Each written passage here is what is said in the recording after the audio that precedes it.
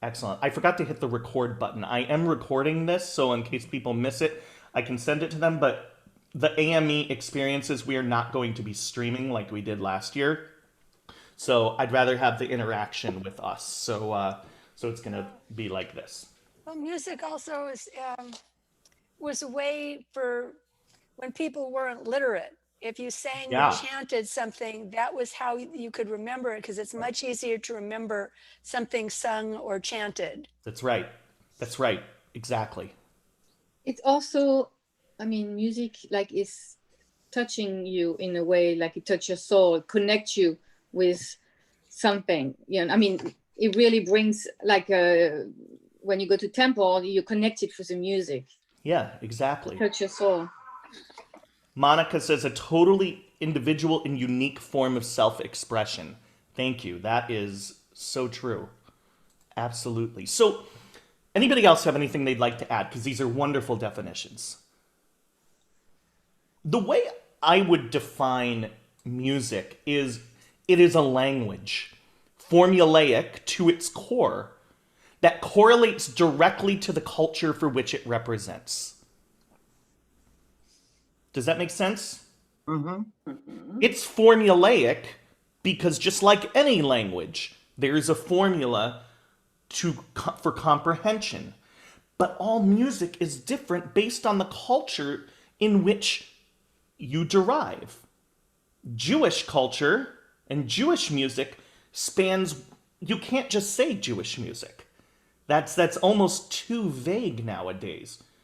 And we're going to go into and dive into what some of those branches of the roots are, and where they're taking us and where they came from and how they got to that trunk of the tree. So as Judaism itself it spans over thousands of years, so too did the music, and it influenced and represented the direction of Jewish life at the time. So while Jews lived in what we now identify as ancient Israel, so it's the area of that was then considered during the British Mandate as Palestine, and then before that, Judea and Samaria, or Judea and Israel, stemming even further back. The authors of our Psalms, the book of Psalms, emphasize the musicality of life, especially during the temple setting. So when I mention temple, I don't mean like Shir HaMa'alot style temple. I mean the actual temple, Solomon's temple and or Herod's temple, back in the 5th century or so BCE, until it was destroyed, and then again when the Second Temple was destroyed in 70 CE. And what would happen is the Levitical priests, because they were the priests were all the tribe of Levi, and what they would do is they would gather their most talented musicians and form a choir, and they would have instruments such as a lyre, harps, drums, other stringed instruments, and they would stand in the courtyard and they would sing. They would sing not only from our psalms, but the psalms of a particular day. There was a psalm for Monday, and Tuesday, and Wednesday, and Thursday, not Friday and Saturday, or in Friday morning, not Saturday, not Shabbat. They didn't do that on Shabbat because it was done in prayer, and then Sunday again. So there was always a special, always a musical. And when people would go and bring their sacrifices and they would make the pilgrimage up, they would be serenaded.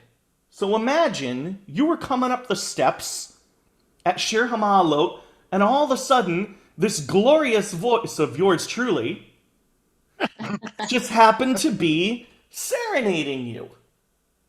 Well, that is the way that the temple functioned. It brought joy, it brought meaning, and a primary and secondary prayer to life. Psalm 150 is the main psalm that has the various instruments, and shares perhaps the most effective and efficient way to praise God, to nurture our souls, and that way is through song. They say, Kol hanashama tehalelia, hallelujah. Let all living souls praise God, hallelujah, right? Which also means praise God. So what happened to music when the temples were destroyed? Anyone know? Must have kept going. Must have kept going. There were some ways, yeah. It didn't happen on site. That's for sure. Were the instruments destroyed in the destruction of the temple? Great question. I actually don't know. I don't know whether the instruments were destroyed. I can somehow try to look that up. I wasn't present at the destruction of the first and second temples, Well, so because we have less instruments, later on, there were less instruments. great point. I'm wondering if that was a bearing on why that happened. I'm gonna say no. And the reason I'll say no is because there were less instruments because of the diasporic reaction. So they branch off, and after the destruction of the first temple, the Jews were exiled, sent to Babylonia, and so which is modern day Iraq. And so they're sitting on the Euphrates, and they're weeping by the banks of the river for their land, and they sing, and they create music. But you know, even though they were in exile, their life was pretty darn good. They were happy. Yes, they wanted to return. Yes, they yearned to return. But really, their lives were good. They would have really had no problem had they stayed in Babylon. They were allowed to practice. They were allowed to be Jewish in Babylon. So at that time, what do you do when you're allowed to be Jewish? You start embracing, and I wouldn't go as far as to say assimilating to the culture around you, but that's what they did. And so certain instruments that were universal at the time, really it shrunk down to only a few minor, what we would call the Babylonian instruments during that time. And that actually transfers to a whole other sector. And I'll explain that to you at the time. I want to give it to you now. Okay. When you come next week, So okay? I want you to as be. Jews spread I'm taking throughout. the class on music. Here, I'm gonna mute you. There you go. All right. So as Jews spread all throughout the world, not only to Babylon, not only they really went all over the place. They went down towards the African Peninsula and the Saudi Arabian, or the Arabian Peninsula. They went west over to Europe. They went to Eastern Europe, and what we would identify now is called the Pale of Settlement, up in some of the former Soviet provinces. They would also go to areas like Spain and Portugal and the Iberian Peninsula. And what happens to Judaism when you spread out and disperse over many different lands? Yeah, March? From what I'm getting from all this, I believe what happened was the instruments of all these different countries, which may be different depending on the culture of the country, therefore the instruments changed over time, assimilating more to the sound of the culture of where they were, but still staying within our prayers. I think you pretty much nailed a lot of it there. Dad, did you have something you wanted to say as well? I saw you raised your hand. You have to unmute. Quarter in the Tzedakah box. That's going to be the rule. Every time I have to ask you to unmute, you have to donate $1 to Tzedakah. I just raised it, inflation. Go ahead. Say that possibly music was, for the lack of a better term, reinvented going back Yes. to the words that were saying to the culture of which people were exiled to, and they quote unquote rearranged, reinvented the music in the sense that what you said in the very beginning, the liturgy was pretty much the same. Yeah. Could It, that be? it was. It's exactly right. I mean, they had to reinvent based on the cultural and sometimes even geographical situations that they were in. No longer in Spain, I mean, in the golden ages it was good, but as you were getting close to expulsion, and both Muslim and Christian culture were taking over during that time, you had major geographical restrictions that prevented large communal singing. So it changed the landscape of music, both physically playing and vocally as well. So it really changed everything about Sephardic Judaism during that time, especially musically. So as time progressed, Jews, they were still Jews, but they didn't hold that firm nationality.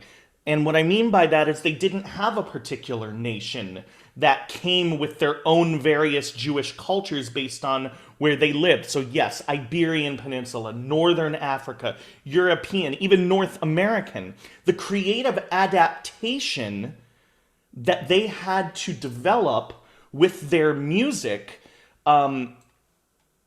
based on where they lived, this was not only unique to Judaism, but in Jewish culture, it changed based on where they were living. So North American Jewish music was very different than around the Arabian Peninsula, or in Northern Africa, or the Iberian Peninsula, or Eastern Europe. Yes, Susan? So then help me understand, Rabbi, the prayer, the singing of the prayer songs that I'm familiar with and grew up with seem to oftentimes be the same lyrical tone from synagogue to synagogue, like within the conservative leaning toward Orthodox. So is your So, question, what's your question? Exactly. So I'm trying, where it seems like there was obviously a very large group then that Yeah. it all got back together again to sing a certain melodic variation. So that's a great insight. That is great insight, and I think how I would respond. You're going to learn a little more in a second, but the short and easy answer I can give you to satisfy the question is the fact that there were certain groups that moved to certain areas, and when they came to the New World, for example, here in America, most of those were Ashkenaz Jews. And so what you're hearing is not so much denominationally consistent. It was more, there was a style, and Ashkenaz Judaism really had two different types of style. The Eastern European style, and then the Western European style. So a lot of what you hear is hymnal. It is Jewish and German Jewish. So a lot of that in the synagogues today, what you're hearing is Germanic by nature. But there's more that I can explain in a second as we venture forward here. So music plays four major functions in Jewish life today. Number one is religious, and that is both communal and mystical. Two is celebratory. So in life cycle events, we use music to help uplift us or console us during a life cycle event. We use it for arts and entertainment. You go to the theater and you listen, or you hear a folk singer, or you dance to it. That's an easy way to engage musically. And then the fourth and most modern tool of music is actually educational. Look at what we're doing right now. We are using music as the foundation to learn. That really wasn't the case stemming back even a couple of centuries. It was more for those three things. So within Jewish life, although we had those four ways of integrating music into life, there were four primary modes that play out. And what do I mean by modes? I mean that they were distinct cultural sounds that created the foundation of that particular stream of Judaism. So the first one that I had already mentioned, that comes from, it is called the Western stream, and that is called Ashkenaz music or Judaism. Ashkenaz music, and that includes klezmer music, music that originated in Eastern Europe and then streamed all the way over to Western Europe and eventually North America. Now, what languages would you imagine Ashkenaz dialect and music is sung in? German. Yiddish Yiddish is one, German is another, or Russian? Russian and other Eastern European languages, and then there's one more. American. Mizrahi? English. English. Oh, English, of course, right? So it is in English. So that is what's most familiar to the Reform movement and even the conservative movement that we know of today. The second is Mediterranean cultural. Mediterranean cultural is also known as Sephardi. Sephardic. This includes music from Spain, Portugal, Northern Africa, Greece, Turkey. And what is the main language that is sung in? There's really only one. Ladino. That's it, Ladino. Everybody all at once, please. Ladino, that's exactly right. Just like Yiddish is a combination of, it's basically German written in Hebrew letters. Ladino is Spanish written in Hebrew letters with a Portuguese twist to it. That makes perfect sense if it's from the Iberian Peninsula. The third is Mizrahi. Mizrahi in Hebrew, you say Libi b'Mizrach, my heart is in the east. Well, that is considered to be Eastern, and that is sung in Hebrew. Those include the groups that once resided in Arabic lands. So today it's in Hebrew, but back then, even Jewish music, believe it or not, was sung in Arabic. And it has that Arabic sound to it. Let me give you a couple of examples of what it is we're talking about here. Hold on. I don't want to show you I don't want to give away everything here. Hold on. That is not what we want. This is what we want. So this is a cantor from Park Avenue Synagogue, and you've probably heard of him. His name is Ozzy Schwartz. And the reason you've heard of Ozzy Schwartz is because remember all of the things that I would guarantee you 90% of the people on my screen here sent me the Adon Olam mashup to the Hamilton music. Yeah, that's why you know him. I literally got it from 90% of you saying, I wonder if you've seen this. You probably have, but I wanted to send it to you anyway. And can we do it? And notice I didn't say yes, because I can't pull that off. I'm not like this guy. Maybe I'll try one day. But this is Ozzy Schwartz, and this is what we would consider Ashkenaz dialect of Chatzi Kaddish, the Reader's Kaddish. בעלמא דיברה חירותי וימליך מלכותי בחייכון וביום אכון ובחיי לכל בית ישראל בגלה ובזמן קריב ויאמרו אמן יהי שמי רבה מברך לעולם ולעולמי עלמיא יתברך יתברך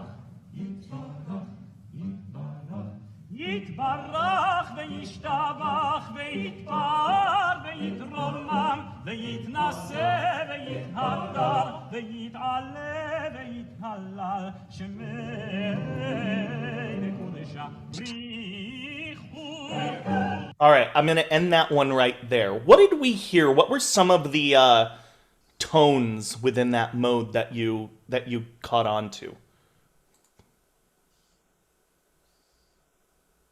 was very upbeat. Definitely upbeat, no question there. High tones. High tones, okay.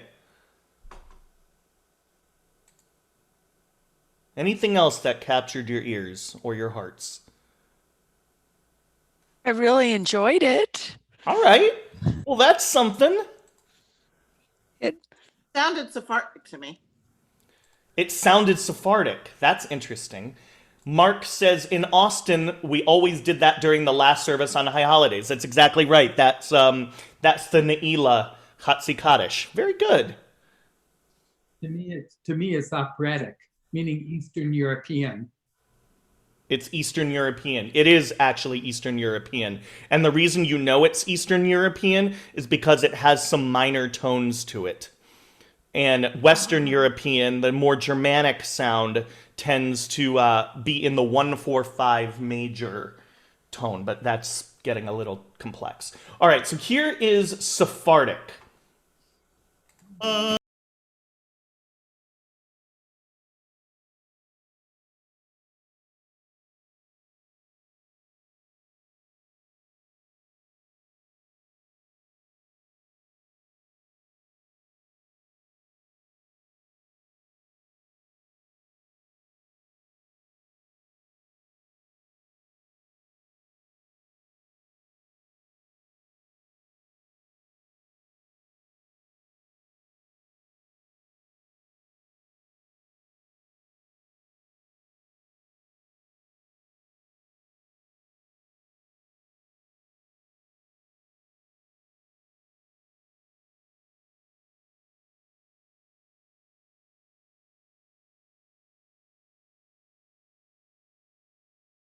So what did you hear there? And I understand why somebody says it sounded Sephardic to me, the first one, because although that first one had some of the main key themes of musicality of Sephardic Judaism, this was truly Sephardic. What makes it Sephardic? Very sing-songy. Sing-songy. Wide range, is not as much of a musically. It's Okay. much more minor. It's very, I mean, you can really hear the minor mode in there. Yes, the minor mode is and not much of a range. Those are both very true. Is there anybody else I'm missing? I'm just scrolling through. But the rhythmic or the tempo was much slower too. I don't know if that has Yeah, it's a little bit slower. I think that just has to do with the piece itself and the composition itself. The thing about this, It's a little bit Middle Eastern kind of music, you know? you would think so, but it's not. The next one you're going to hear is Middle Eastern. That's Mizrahi. This one in particular is you hear the Sephardic mode by playing a major chord and then switching immediately into minor mode, what we call Ahava Rabbah mode. And so you hear it.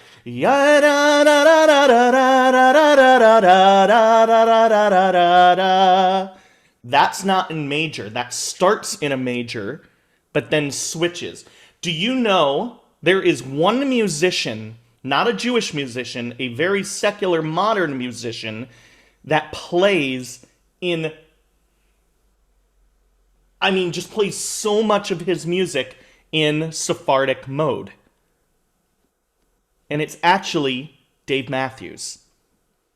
Oh. So, Dave Matthews, I want you to listen to him, and you will hear a lot of Sephardic tone in his melodies, believe it or not. So then the final one is Mizrahi, sorry. And this is really, really beautiful here. So take a listen to this.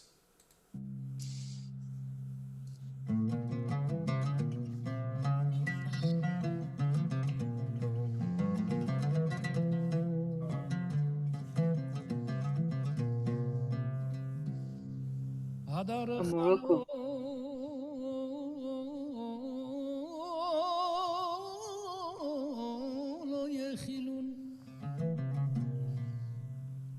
ועל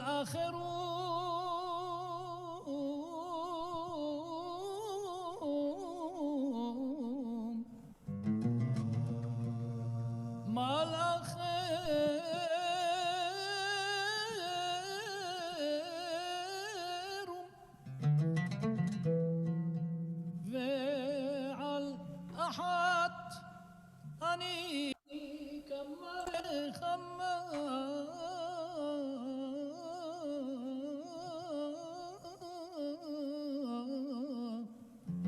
All right, so you hear it. You hear it completely in there. That is Middle Eastern sounds to the core. That's what we call Mizrahi. So for those of you who thought Sephardic sounded Middle Eastern, you hear that, and that really gives you the answer of what Mizrahi Judaism really uses. So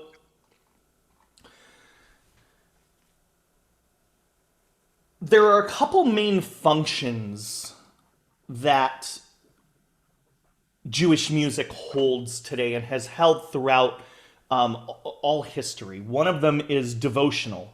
So devotional prayer, meaning biblical psalms trope.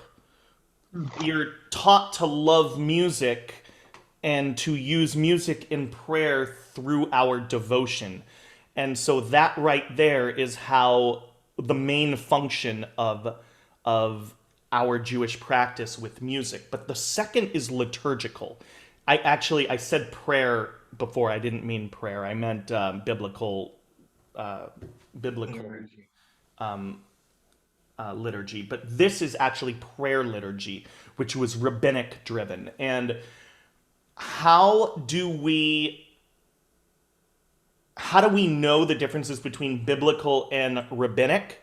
Well, it is that the rabbis, obviously it came from the Bible, so that's one of the ways we know the difference. But the second way we know the difference between rabbinic liturgy and biblical liturgy is quite simply by the nusach that it is put to. You've heard me use this phrase, nusach, before. Can anybody maybe, if they recall what the term nusach means?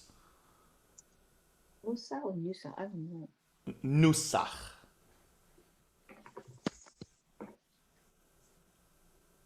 I see you looking it up, Mark. Yeah. It's not like the thing like when we read Torah, right? That's Musa. That's trope. No. Different. Musar is something completely different, but Okay. I see what you did there for sure. So nusach is the melody that tells us what is actually happening and why. Don't forget, back in the rabbinic ages, and I'm talking like the early rabbinic ages, after Bar Kokhba revolt, back in the 1st and 2nd century CE, when they are creating rabbinic Judaism to the core and writing Mishnah and coming up with their own euphoric laws of what they thought their world could be, they, what am I getting at? That nusach, they didn't have a calendar. They didn't actually have, what we're given. They didn't have an iPhone to tell you that it is November 11th. There's only two ways you could really tell where the sun is, what the weather is, and also by the nusach. As you're walking by a place of prayer, the rabbi specifically created a unique melody to each and every day, each and every holiday that would tell you, oh, it's this day. So, for example, if you were to sing Mi Chamocha, right? We've heard many different melodies of Mi Chamocha.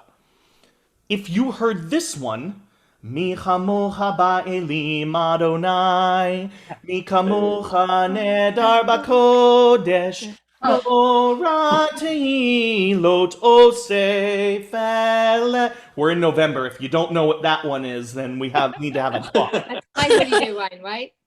That's high holidays. So you would know that it was during high holidays time. If you happen to hear Mi chamocha ba'elim Adonai. Well, that's the melody to Maut Sor, and we sing Maut Sor when? Hanukkah. Hanukkah. That's exactly right, on Hanukkah. So you would know that it was, you wouldn't know what night it is, but you would definitely know that it was Hanukkah. If you heard Mi hamocha ba'elim Adonai Mi kamocha nedar b'kodesh. What's that one? Pesach. That's right. Adir Hu. That is how people knew. But there's Shabbat Nusach and there's weekly Nusach. Here's an example of Shabbat Nusach. Baruch atah Adonai Eloheinu ve'Elohei avotenu ve'imotenu Elohei Avraham Elohei Yitzchak ve'Elohei Yaakov Elohei Sarah Elohei Rivka Elohei Rachel ve'Elohei Leah. All right. Here's weekday Nusach. Same liturgy, different tune. Baruch atah Adonai Eloheinu ve'Elohei avotenu ve'imotenu Elohei Avraham Elohei Yitzchak ve'Elohei Yaakov Elohei Sarah Elohei Rivka Elohei Rachel ve'Elohei Leah. And everybody who knows weekday Nusach likes to pat themselves on the back because it's a really good thing to live. We're all very proud of it when we can do weekday Nusach. So the Nusach was what really brought prayer together within communities. What did it also do? Keep in mind what I was telling you, that music varies from culture to culture. What does it do when you bring Nusach into the picture? Unites. Unites people. It unites it. It brings it together. That's why when you hear Shema, almost anywhere you go, you will hear the Sulzer version. Shema Yisrael, Adonai Eloheinu, Adonai Echad. You will hear that 99% of the places you go, unless it is a contemporary Reformed synagogue and they've decided to use Rick Rex melody to it. Yes, Ellen. Is that the reason why we have different melodies for the Kiddush, for Pesach, That's right. and also the teaching of the Torah, whether there's a Rosh Hashanah or Yom Kippur mode, there are different, the cantillations have different melodies. Is that one of the reasons? Yeah, that is not called trope. I'm sorry, I just gave it away. That's not called nusach, that's called trope or cantillation. And cantillation is a hard one to understand and know. Nobody really knows. There are only like 4 or 5 people in the world who knows why the trope marks are the way they are and why they're written. The act is punctuation, but different holidays have different melodies. So High Holidays mode is really, really beautiful. But so is regular Torah trope, and Haftarah trope, and Esther trope, and Lamentations trope. I mean, it's really kind of all over the place, but the same rules apply. Let's jump ahead because I know we're running low on time. We're going to go to about 7:20 tonight, and I want to give you guys a chance to ask questions, so I'll wrap this part up real quick. We also have a time in the late 1700s to 1800s to even early 1900s that's called the Golden Age of Chazanut. And that is mostly an Ashkenaz form. And the Golden Age, meaning this is where cantors shined. This is where they sang these incredible pieces. Many of them were tenors, some of them were baritones, but really powerful liturgy. The only downfall of the Golden Age was that nobody could sing with them. I mean, specifically, like, listen to this. This is, let me see here. This is just an example of a cantor, Yosef Rosenblatt, very, very famous. Let me share my screen again.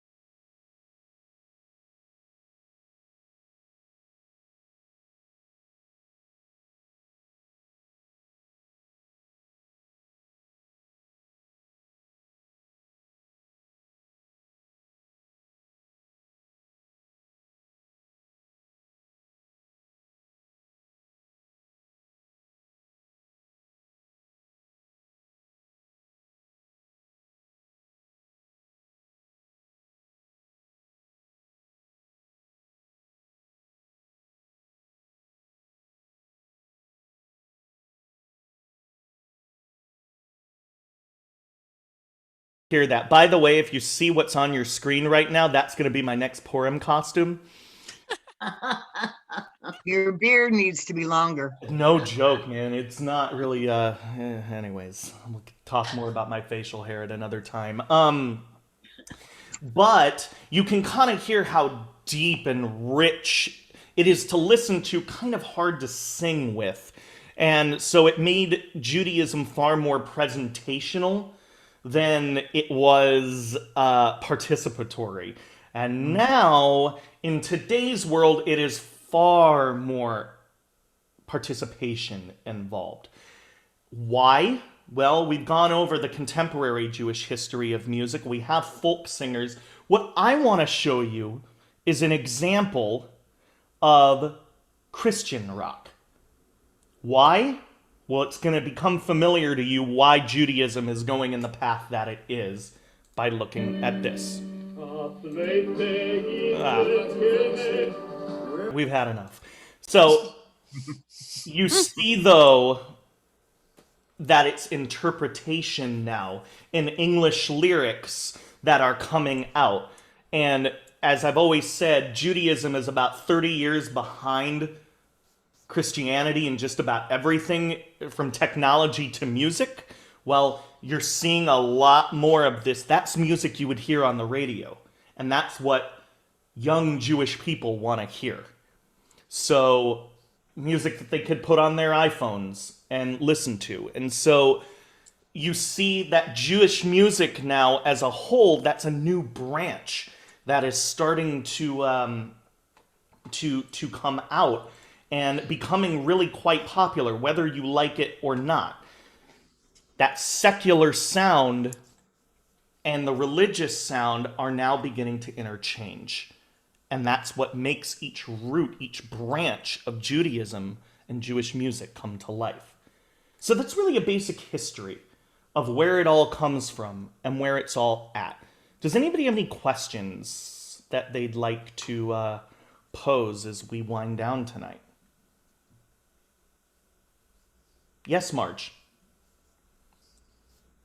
Mine isn't really a question. It's kind of an observation. Okay, let's hear that it. I'm kind of getting from it. Mhm. Is that I notice that some congregations are starting to embrace the more modern, more golden age of where we're going today and what kids want to hear today. Mhm. And some are intertwining it, which I think is wonderful, Mhm. because at least we get a little bit of everything. Mhm. And it doesn't leave your older congregants, out in the pasture, Mhm. wishing they heard the old liturgical stuff. Right. And on the other hand, that's helping to bring the Jews into the congregation where they're getting things that they want of today, as well as hearing the old. Right. Where the more conservative, and I'm not talking about Chabad because they've got their own, I don't know. they Their own shtick. really suck together and they stay together, and Sure. they're all there, and the family is such an important cohesive part of that temple.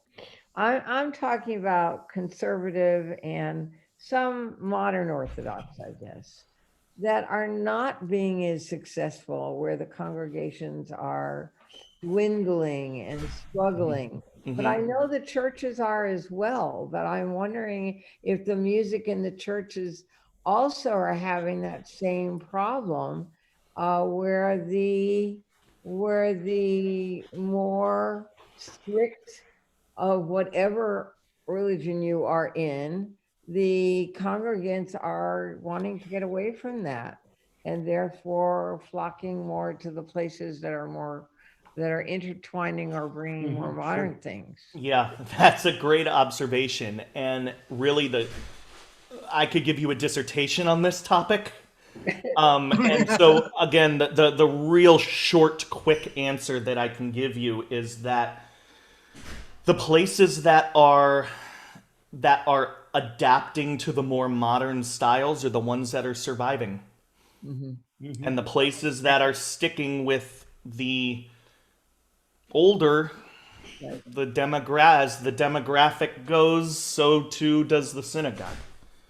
And that's very challenging to hear and accept. That's why in our themes, at least at SHM for One Voice Shabbat, we're going to be doing a bunch of different themes because we want to bring not just contemporary Jewish music. We're going to be doing a whole we're going to do a whole service of classical reform music.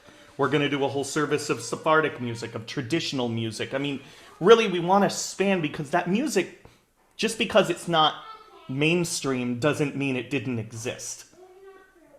And so I think, there's a balance to be sure. I think I'm going to suggest that you do Jewish camp music too. Well, we do that all the time. Our Jewish songs. Yeah, you bet. Monica, yes, please. Oh, well, first I was going to say hi, Hayden, because I saw his little head poking out. He was. And I don't get to see his face at Sunday school anymore. But what I was going to say is the second tune you played reminded me of a song that I haven't heard in forever, but it was Moshav Band's Shabbos Kodesh. Totally.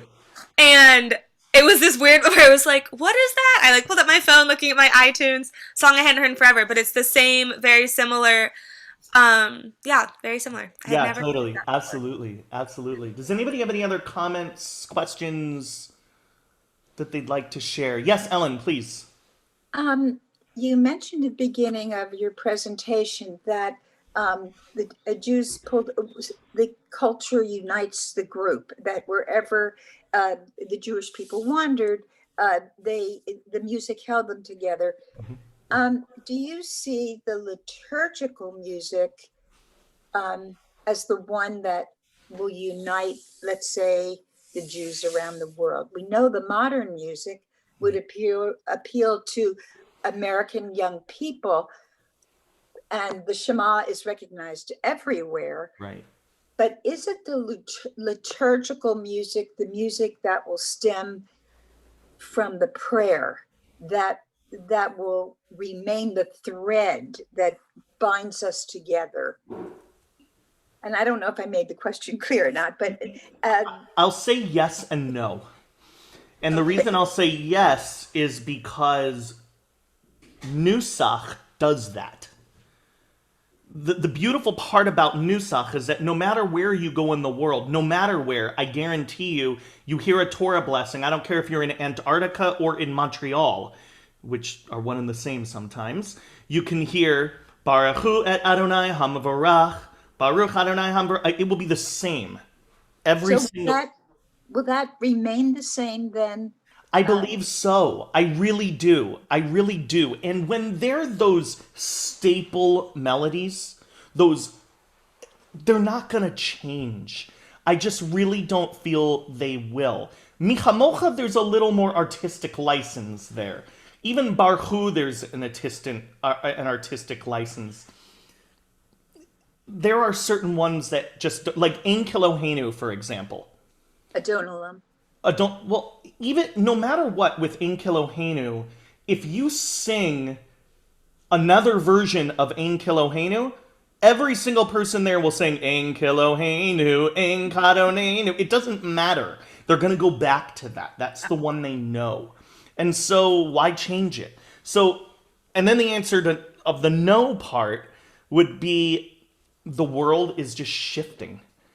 The Jewish world is shifting, and the larger and more spread out Jews get, the less unified or consistent the music will end up being. So American Jewish music is so different than what you're hearing in Israel, for example. Thank you. Yeah. So everyone, I don't want to take up any more of your time. We've been going for an hour, and I just wanted to say thank you. What a great group for our first night.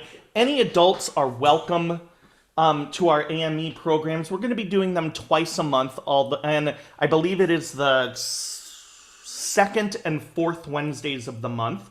except for this month because it's Thanksgiving week and we're not going to do it during that week. But our next session is Wednesday, December 9th.